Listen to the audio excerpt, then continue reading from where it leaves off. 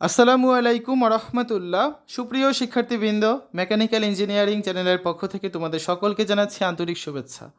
এই ভিডিওটা তৈরি করছি নবম শ্রেণীর শিক্ষার্থীদের জন্য।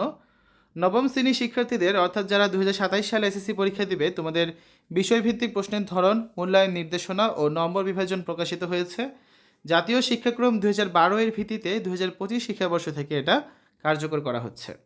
আজকের এই ভিডিওতে আমরা দেখব এসএসসি 2027 সালের অর্থাৎ নবম শ্রেণীর পরীক্ষার্থীদের সঙ্গীত বিষয়ের প্রশ্নের ধরন ও নম্বর বিভাজন নিয়ে আলোচনা। মোট 100 নম্বরের পরীক্ষা হবে এখানে। তত্ত্বীয় অংশে থাকবে 30 নাম্বার, সংক্ষিপ্ত প্রশ্ন থাকবে 8টি, সেখান থেকে অ্যান্সার করতে হবে যে কোনো 5টি, আর প্রতিটা প্রশ্ন হচ্ছে 2 করে, মোট 10 নাম্বার থাকবে। রচনামূলক প্রশ্ন, এখানে প্রশ্ন থাকবে 4টি, অ্যান্সার করতে হবে যে কোনো 2টি, তো প্রতিটা 10 করে, এখানে হচ্ছে 20 নাম্বার। তা 10 আর 20, 30 নাম্বার হচ্ছে তোমাদের তত্ত্বীয় অংশ। আর ব্যবহারিক অংশে থাকবে হচ্ছে 70 নাম্বার, যার মধ্যে প্রথমেই থাকবে 2টি খেয়াল পরিবেশন করা, এক একটা 10 করে, 10 দুগুণা 20 নাম্বার।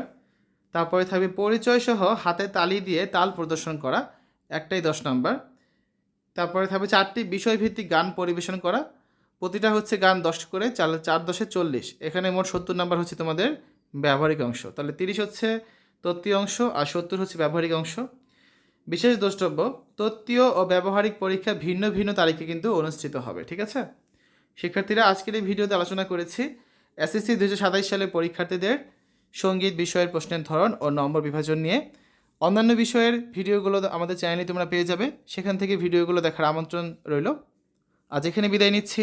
আল্লাহ হাফেজ।